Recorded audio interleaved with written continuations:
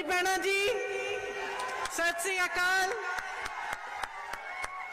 श्री रवनीत सिंह बिट्टू जी, श्री अमित विज जी, श्री नरेश पुरी जी, श्री जोगिंदर पाल जी, श्री चेतन चौहान जी, Shri RS. बाली जी, युवा कांग्रेस के सभी साथी, सेवा दल के सभी साथी, कांग्रेस के सारे कार्यकर्तागण, पदाधिकारी, मेरी बहना, मेरे भाई, मेरे प्रा, आप सबको यहाँ पे बहुत बहुत स्वागत।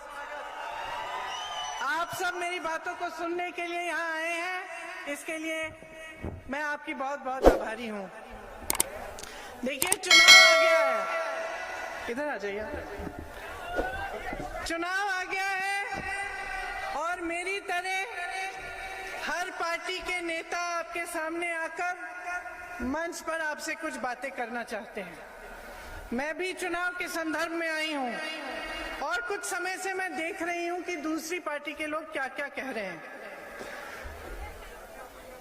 जब मैंने देखा कि प्रधानमंत्री जी श्री नरेंद्र मोदी जी,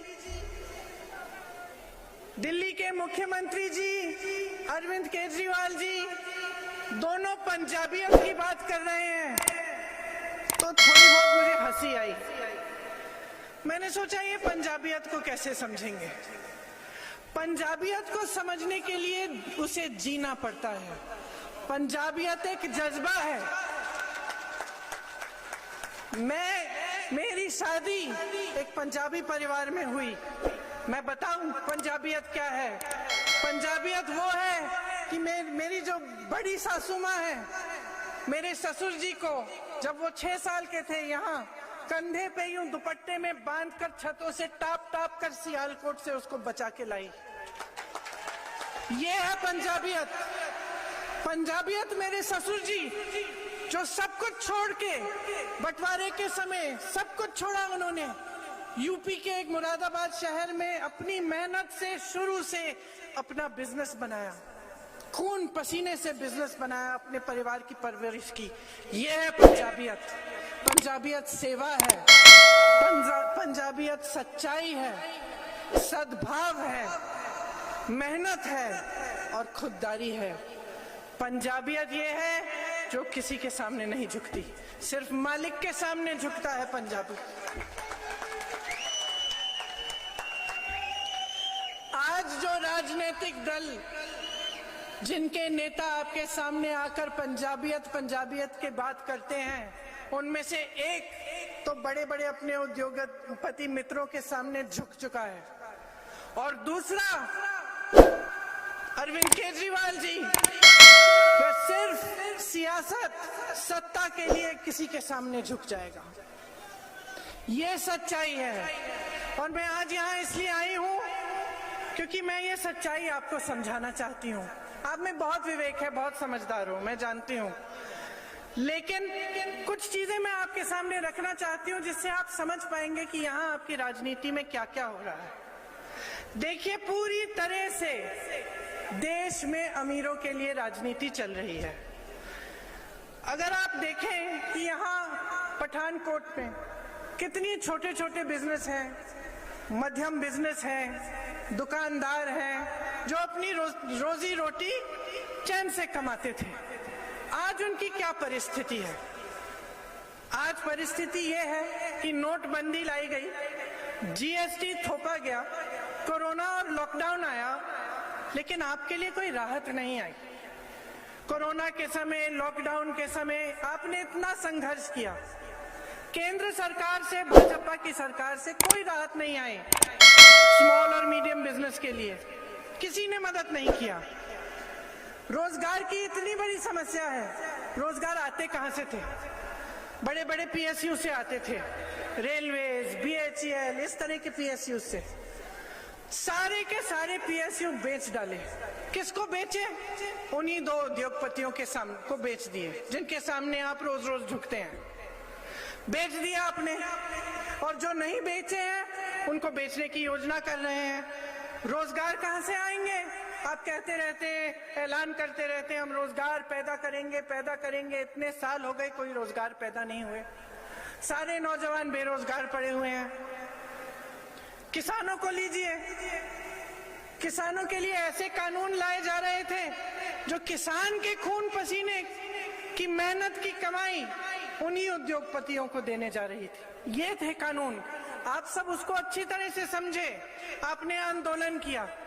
जो प्रधानमंत्री कल यहाँ पठानकोट आए चुनाव के लिए, वही प्रधानमंत्री अपने घर से बाहर 5-6 किलोमीटर नहीं आ पाए उन किसानों से मिलने के लिए। 1 साल उनसे आंदोलन कराया। अमेरिका गए, कनाडा गए, पूरी दुनिया में भ्रमण किया, अपने लिए 16,000 करोड़ के 2 हवाई जहाज खरीद लिए। किसान, गन्ना किसान का जो बकाया है 14,000 करोड़ है पूरे देश का, वो नहीं दिया।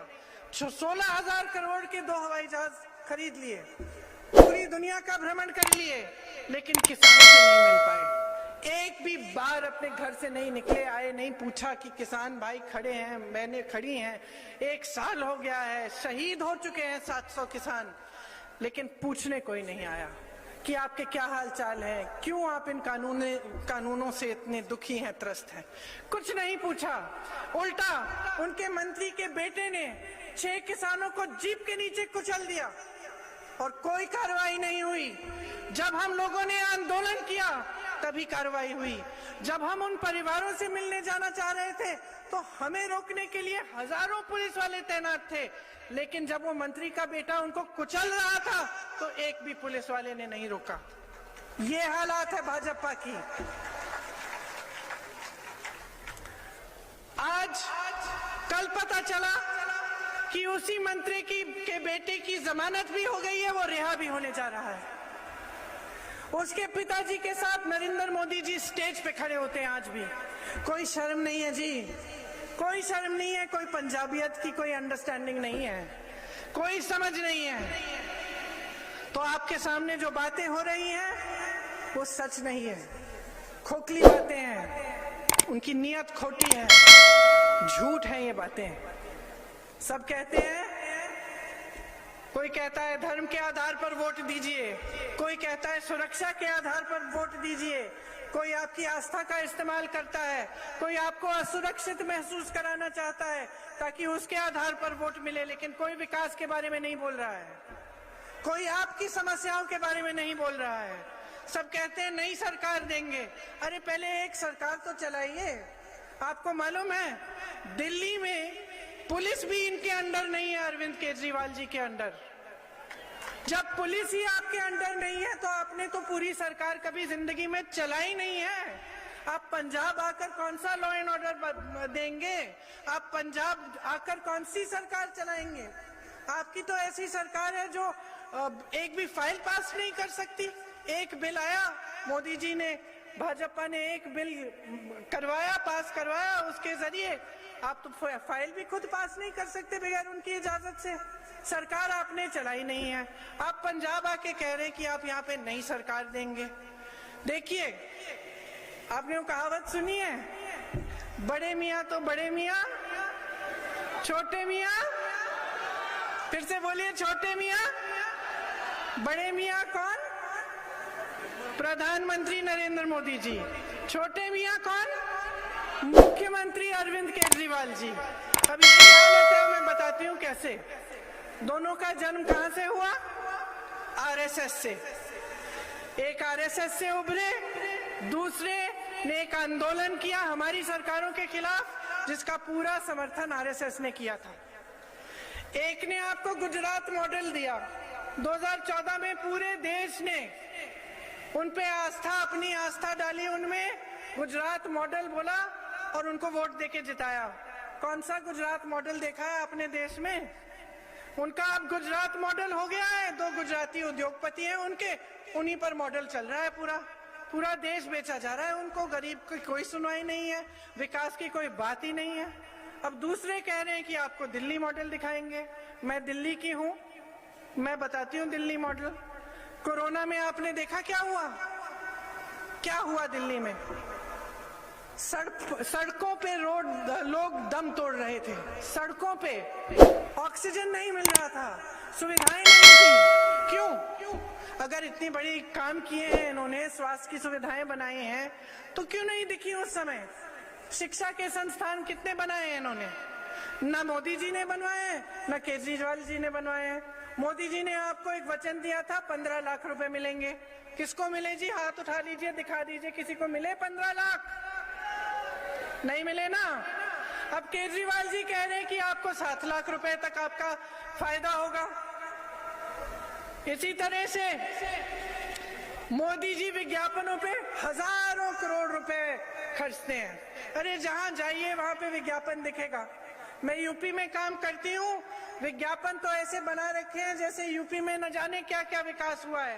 रोज रोज मैं गांव में जाती हूँ, किसी की रोजी रोटी नहीं कमाई जा रही है, किसी की महंगाई का सामना नहीं हो रहा है, बच्चे शिक्षित हैं, नौकरी नहीं मिल रही है, लेकिन विज्ञापन बहुत सुंदर है।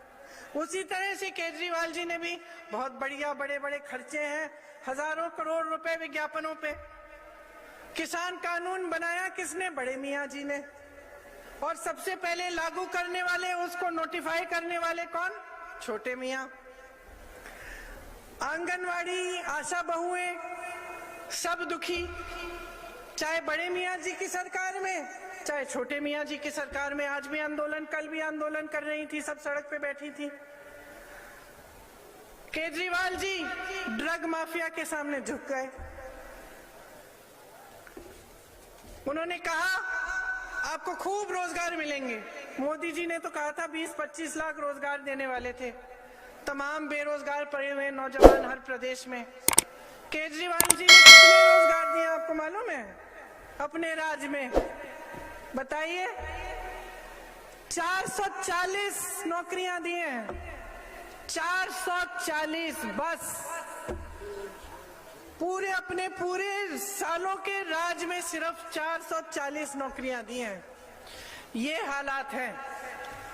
सत्ता में आने के लिए तो कुछ भी कर डालेंगे।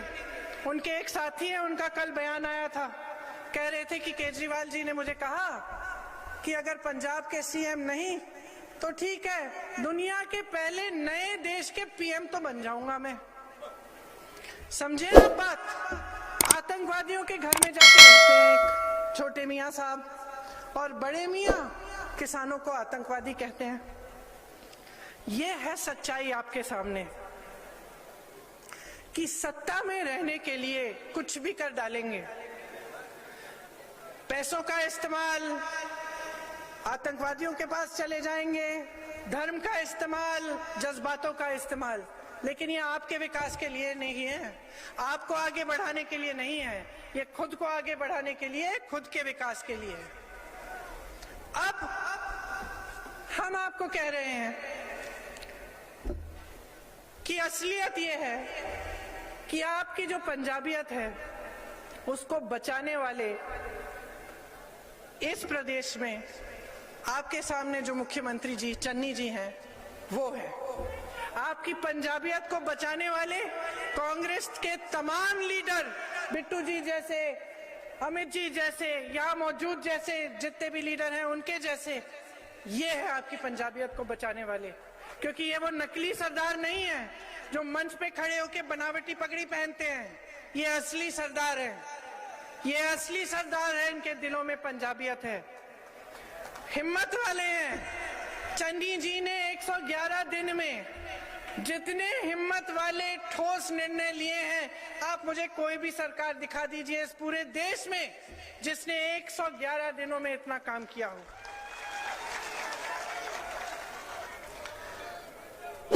इनके क्या काम रहे 111 दिन में?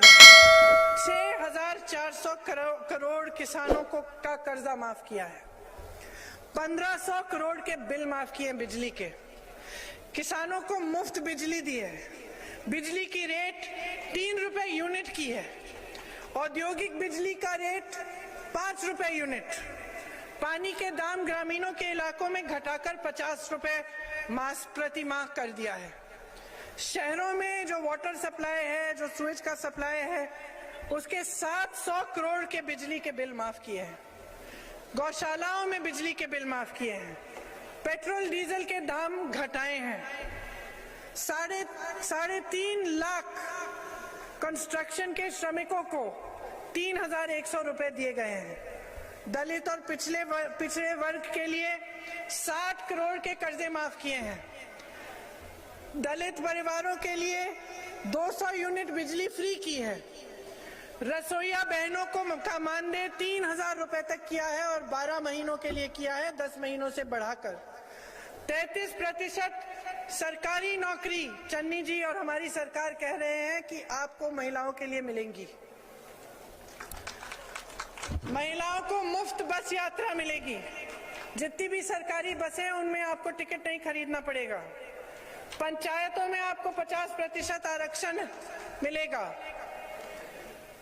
और आगे बढ़कर हम ये कह रहे हैं कि हम 1 लाख रोजगार बनाना चाहते हैं और जो बेरोजगार नवयुवक है उसको 1,100 रुपए प्रति माह मिलेगा ताकि वो कम से कम अपने पैरों पे थोड़ा खड़ा होना शुरू करे।